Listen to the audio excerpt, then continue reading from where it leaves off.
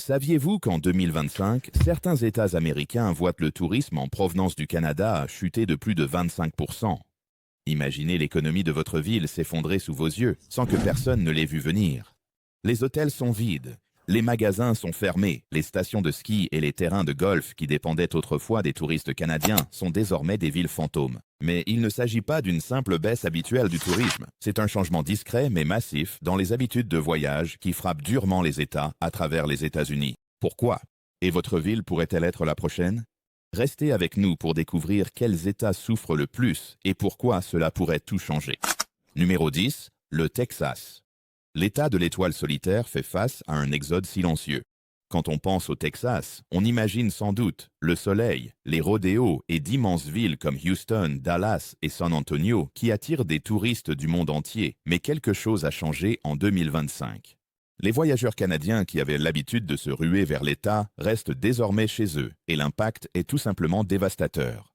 Pendant des décennies, les Canadiens ont été une composante essentielle de l'industrie touristique du Texas, surtout pendant les mois d'hiver. Des rues animées de Dallas à la culture vibrante de San Antonio, l'État de l'étoile solitaire a toujours été une destination prisée, notamment pour nos voisins du Nord en quête de chaleur et d'aventure. Cependant, cet afflux familier de snowbirds canadiens a fortement diminué, laissant un vide majeur dans l'économie. En fait, les prévisions montrent que le Texas risque de perdre plus de 1,4 milliard de dollars de revenus touristiques en raison de ce déclin. Réfléchissez-y. Moins de Canadiens, cela signifie moins de nuits d'hôtel, une baisse des revenus des restaurants et une chute significative de la demande pour les activités saisonnières comme le golf et le shopping. Le Texas, avec sa chaleur toute l'année et son atmosphère accueillante, comptait autrefois beaucoup sur les touristes canadiens pour dynamiser son économie hivernale. Les répercussions se font déjà sentir chez les entreprises locales et les travailleurs qui dépendent de l'afflux régulier de touristes. Ce qui rend cette situation encore plus préoccupante, c'est l'absence de solutions rapides. Les raisons de ce changement sont multiples. La hausse des coûts de voyage, l'allongement des délais à la frontière et les tensions politiques croissantes entre les États-Unis et le Canada sont autant de facteurs qui y contribuent. Mais pour l'État du Texas, le problème est simple. Moins de visiteurs canadiens signifie moins de dollars en circulation dans l'économie. Pour des villes comme San Antonio, Dallas et Houston, l'absence de ces touristes canadiens fidèles devient une véritable source d'inquiétude.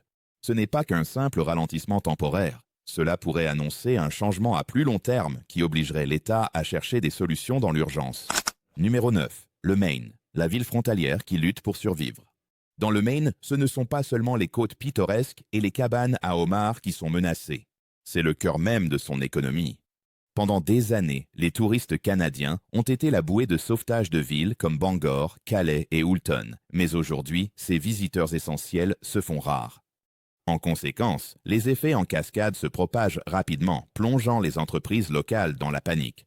L'impact est particulièrement fort à Calais, une petite ville qui dépend des touristes canadiens venant de l'autre côté de la frontière pour faire du shopping, manger au restaurant et se soigner. Autrefois, Calais grouillait de plaques d'immatriculation du Québec et du Nouveau-Brunswick. Aujourd'hui, ces parkings sont étrangement vides. Pour ces petites villes frontalières, les visiteurs canadiens n'étaient pas de simples touristes. Ils faisaient partie de la communauté, soutenant les commerces locaux, les stations-service et les restaurants. Mais avec la baisse du trafic canadien, les magasins locaux peinent à rester ouverts et beaucoup sont confrontés à la dure réalité d'une baisse de chiffre d'affaires. Entre février et avril 2025, le Maine a enregistré une chute spectaculaire de 26% des visites canadiennes par rapport à l'année précédente. C'est une perte énorme pour un État où le tourisme transfrontalier est essentiel, surtout au printemps et au début de l'été. Les magasins de Calais, qui prospéraient autrefois grâce aux visiteurs d'un jour et aux clients réguliers, réduisent désormais leurs activités, raccourcissent leurs horaires et, dans certains cas, ferment complètement. Les conséquences ne sont pas seulement financières. Des villes entières, construites autour des visiteurs saisonniers, font maintenant face à une crise d'identité. Que se passe-t-il lorsque les Canadiens cessent de venir? Les villes frontalières du Maine deviendront-elles les prochaines villes fantômes? Ce sont des questions difficiles, sans réponse évidente. Qu'en pensez-vous? Cette tendance pourrait-elle se poursuivre ou la situation va-t-elle s'améliorer pour le Maine? Partagez vos réflexions dans les commentaires ci-dessous et n'oubliez pas d'aimer la vidéo et de vous abonner pour d'autres analyses approfondies sur l'impact de ce changement touristique dans d'autres États. Numéro 8. Washington. Les passages frontaliers qui faisaient autrefois vivre les économies locales sont en train de disparaître. En ce qui concerne l'État de Washington, les villes prospères le long de la frontière ouest ont longtemps compté sur les visiteurs canadiens. Des villes comme Blaine, Bellingham et Linden voyaient autrefois un flux constant de touristes traversant la frontière pour tout, des virées shopping au séjour de ski. Mais en 2025, ce flux s'est réduit à un filet et l'impact est immédiat et sévère. Les points de passage les plus fréquentés, Peace Arch, Pacific Highway et Sumas, ont connu une chute spectaculaire du nombre de voyageurs canadiens. En fait, pendant le week-end de la fête de la famille en 2025, le trafic à ces points de passage a chuté de façon alarmante de 45%, 34% et 11% respectivement. Pour les villes qui prospéraient autrefois grâce à l'activité intense des acheteurs, des clients de restaurants et des touristes venus du Canada, ce changement soudain revient à leur retirer le tapis sous les pieds. Pour Blaine, Bellingham et Linden, la baisse des visites canadiennes n'est pas qu'un simple passage à vide temporaire. C'est une véritable crise existentielle. Ces villes ont longtemps compté sur les dollars canadiens pour faire tourner leurs économies locales. Les petits commerçants le long de l'Interstate 5 en ressentent durement les effets, avec des rapports faisant état d'une forte baisse des ventes. Les stations-service près de la frontière, autrefois très fréquentées par les automobilistes canadiens profitant de l'essence moins chère, voient désormais des centaines de clients en moins chaque semaine. Mais ce n'est pas seulement le secteur du commerce de détail qui souffre. Les stations de ski près du mont Baker, autrefois remplies de Canadiens venus profiter des pistes, signalent désormais une baisse des locations de visiteurs et des ventes de forfaits de ski. Les entreprises locales, des restaurants aux hôtels, peinent à s'adapter à un marché qui n'est plus aussi fiable. La véritable inquiétude, c'est de savoir si ce déclin est permanent. Si ces chiffres continuent de baisser, les villes frontalières autrefois prospères de l'État de Washington pourraient-elles devenir une nouvelle victime du changement de comportement des touristes canadiens? Les réponses à ces questions pourraient changer à jamais l'avenir de ces communautés. Numéro 7. Le Michigan. L'effet domino économique frappe durement la Motor City et au-delà. Le Michigan, grâce à sa proximité avec le Canada, a toujours entretenu une relation économique étroite avec son voisin du Nord. Des villes comme Détroit, Port-Huron et Sault-Sainte-Marie dépendent depuis longtemps des visiteurs canadiens, que ce soit pour les dépenses dans le commerce de détail ou les revenus des casinos. Mais en 2025, un changement radical dans le tourisme canadien a laissé ces villes autrefois prospères ressentir durement la baisse de fréquentation. Détroit, autrefois un lieu de prédilection pour les Canadiens en quête de divertissement, de shopping et de restauration, a constaté une nette diminution du nombre de visiteurs venus d'outre-frontières. Les casinos, qui dépendaient des joueurs canadiens pour une part importante de leurs revenus, signalent une chute brutale de leur fréquentation. Avant 2020, les Canadiens représentaient près de 20% des revenus des Jeux à Détroit. Aujourd'hui, ce chiffre diminue rapidement alors que les retards à la frontière, les préoccupations économiques et la montée des tensions entre les États-Unis et le Canada dissuadent les visiteurs potentiels. Pendant ce temps, à Port-Huron, la situation n'est guère meilleure.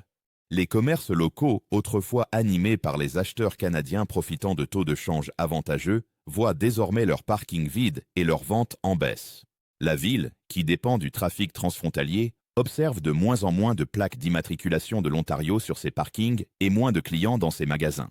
Les commerçants, en particulier ceux des centres de magasins d'usines, commencent à ressentir la pression financière alors que les touristes canadiens, autrefois essentiels à l'affluence du week-end, restent désormais chez eux. L'impact ne se limite pas seulement au commerce de détail et au secteur du divertissement. Sault-Ste-Marie, une autre ville qui comptait sur les Canadiens pour un afflux régulier de visiteurs, observe la même tendance. Avec moins de touristes canadiens traversant la frontière pour les loisirs comme pour les affaires, l'économie locale en subit les conséquences.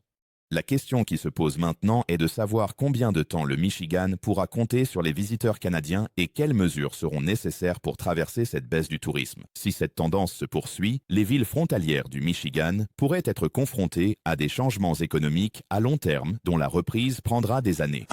Numéro 6. L'Arizona. Les villes du Sunbelt voient leur affluence hivernale s'estomper.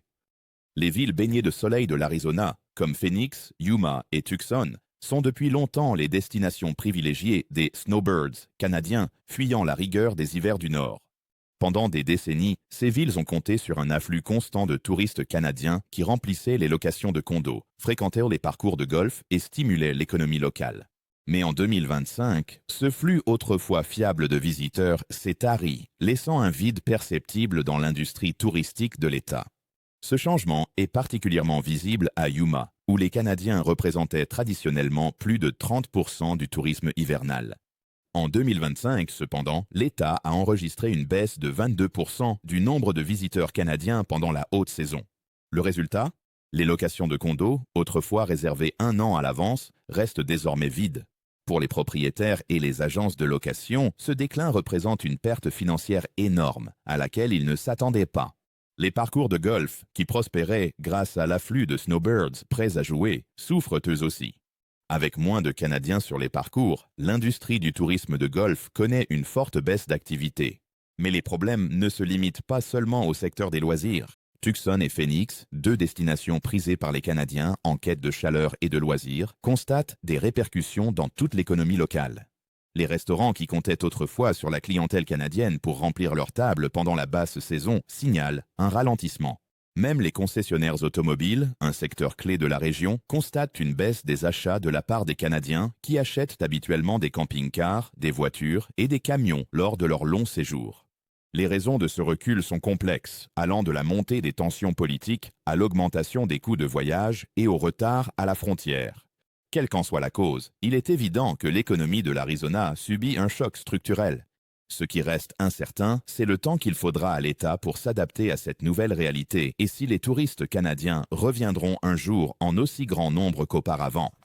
Numéro 5. New York. Le cœur du tourisme de l'ouest de l'État bat moins fort. Pendant des décennies, l'ouest de l'État de New York a entretenu une relation étroite avec les touristes canadiens. Des villes comme Buffalo, Niagara Falls et Plattsburgh ont longtemps compté sur les visiteurs transfrontaliers pour tout, des achats au tourisme. Mais en 2025, ce flux constant de touristes canadiens commence à se tarir et les conséquences se font sentir dans toute la région.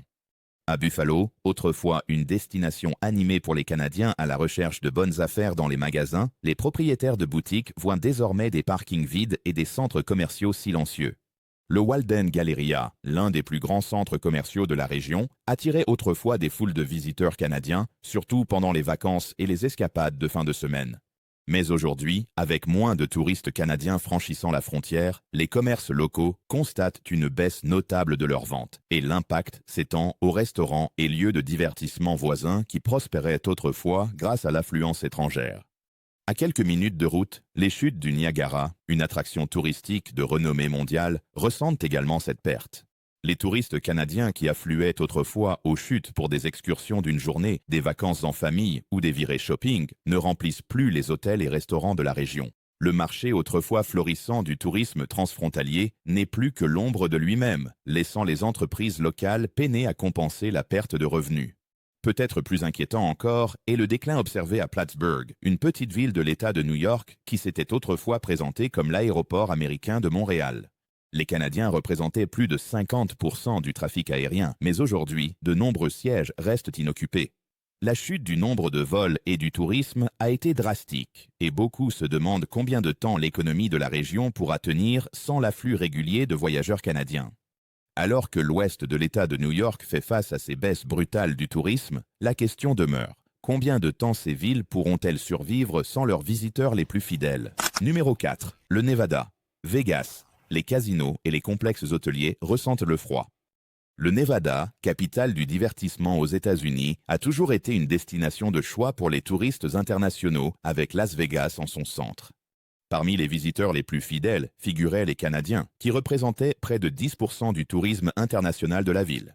Des joueurs de haut niveau aux familles en quête de sensations fortes, les Canadiens étaient autrefois une présence incontournable dans les casinos animés et les complexes de luxe qui bordent le strip de Las Vegas. Mais en 2025, la situation a radicalement changé. Les touristes canadiens qui contribuaient à dynamiser l'économie touristique du Nevada disparaissent désormais, laissant un vide perceptible dans une industrie autrefois florissante. À Las Vegas, l'impact est particulièrement sévère.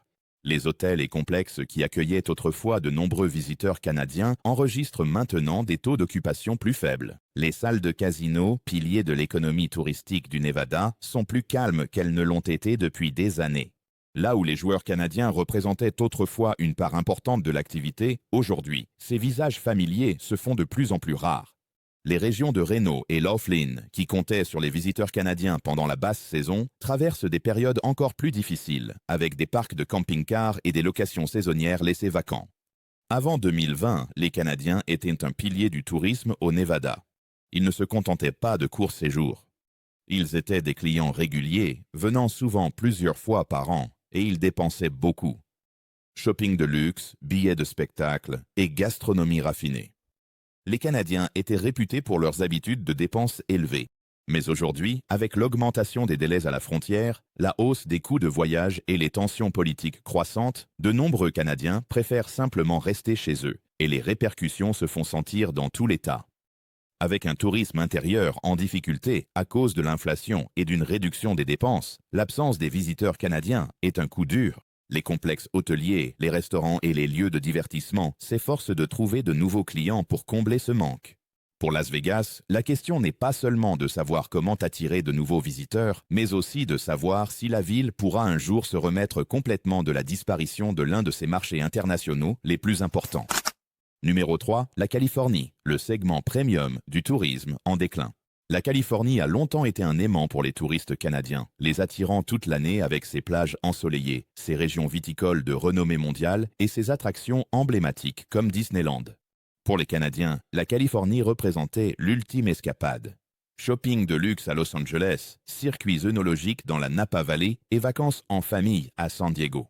Cependant, en 2025, cette clientèle autrefois fidèle disparaît et la Californie commence à ressentir le changement financier et culturel alors que les Canadiens se retirent. Le déclin est particulièrement visible dans la Napa Valley, où les circuits œnologiques prospéraient autrefois grâce à l'afflux constant de visiteurs canadiens. Pendant des années, les Canadiens ont été une présence importante dans cette région pittoresque, réservant des visites, séjournant dans des vignobles luxueux et dépensant généreusement pour des dégustations et des repas gastronomiques. Mais aujourd'hui, les voyagistes et les domaines viticoles signalent des salles de dégustation vides et une baisse des réservations de la part de leur clientèle canadienne. Le segment touristique haut de gamme, celui qui se permettait des expériences luxueuses, se réduit rapidement. Ce qui était autrefois un marché lucratif est devenu incertain, laissant de nombreuses petites entreprises s'efforcer de s'adapter. À San Diego, une ville qui accueillait les familles canadiennes pour des vacances à la plage et des aventures dans les parcs à thème, l'histoire est la même. Disneyland, l'un des lieux les plus prisés par les touristes canadiens, constate une baisse de fréquentation.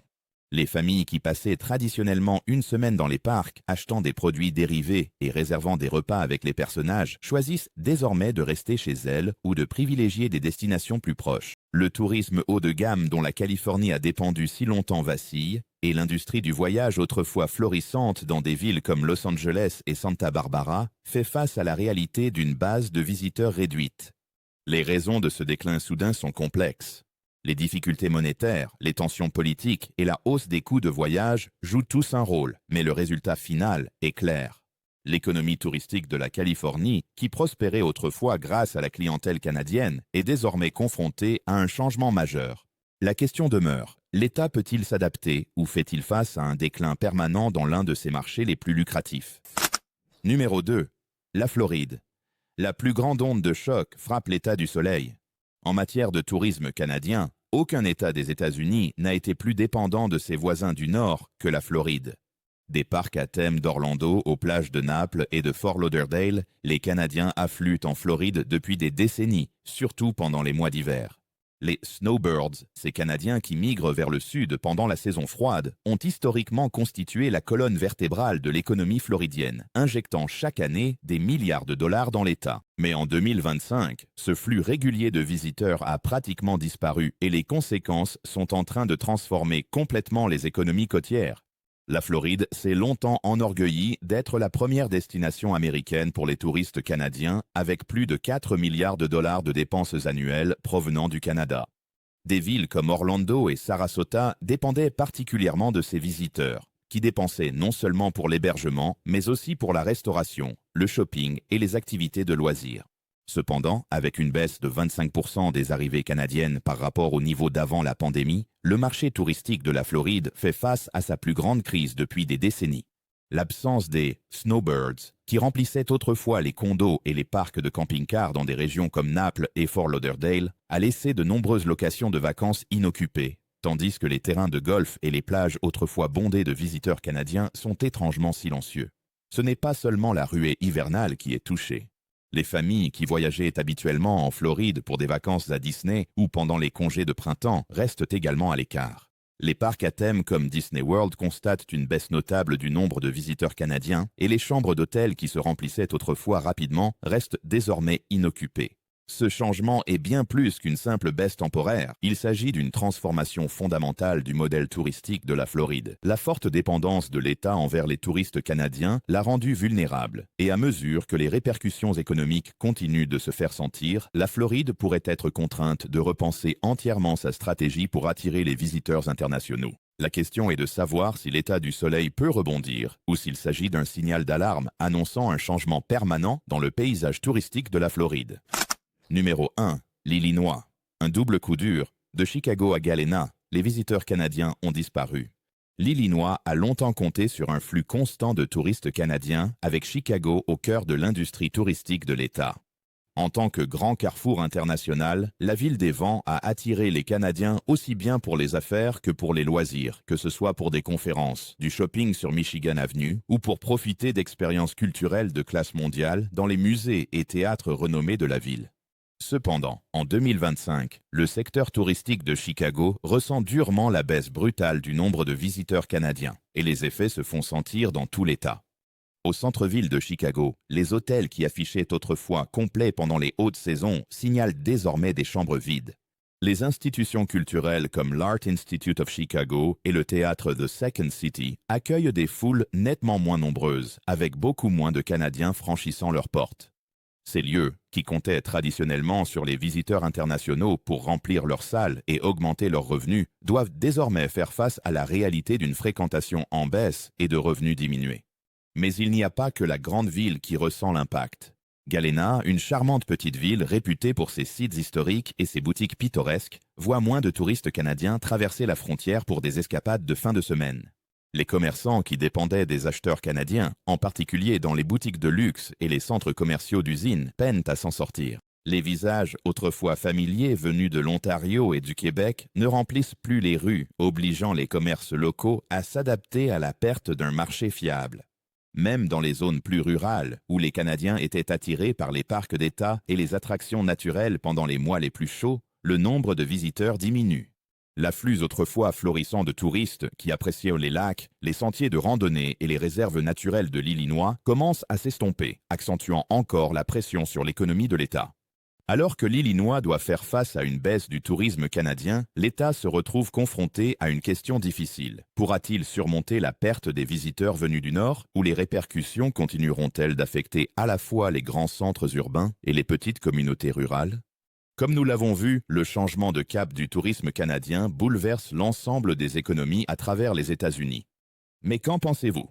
Votre État pourrait-il être le prochain ? Partagez vos réflexions dans les commentaires ci-dessous. Nous serions ravis de connaître votre avis. Et si ce n'est pas déjà fait, regardez notre vidéo précédente pour découvrir d'autres analyses approfondies sur les tendances qui façonnent notre monde. Nous mettons beaucoup d'efforts dans la réalisation de ces vidéos, alors si celle-ci vous a ouvert les yeux, abonnez-vous à notre chaîne.